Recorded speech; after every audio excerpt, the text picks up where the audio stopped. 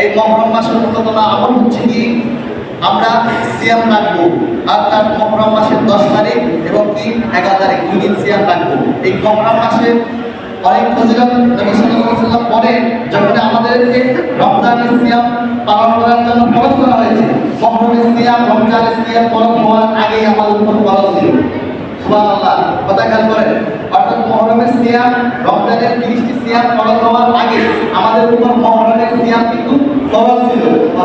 এখন আমরা আমল করার চেষ্টা করব। নবী সাল্লাল্লাহু আলাইহি ওয়াসাল্লাম এই আমলটি করেছেন, সেটি হচ্ছে গিয়ে মুহররম মাসে সিয়াম রাখা, 2 দিন সিয়াম। এবং কি এই 4টি মাস আল্লাহর কাছে 4টি মাসে গুনাহ করলে ডবল গুনাহ। এক হচ্ছে রজব, এরপর হচ্ছে গিয়ে জিলহজ, এরপর জিলহজ, এরপর হচ্ছে গিয়ে মুহররম মাস। এই 4টি মাসে গুনাহ করা যাবে না। এই 4টি মাসে আপনি যুদ্ধ করতে পারবেন না। এই 4টি মাসে অনর্থক কাজগুলো বন্ধ করে, কারণ এই 4টি মাসে রমজানের রজব মাসে যায় মানুষ কি করার জন্য? উমরাহ করার জন্য।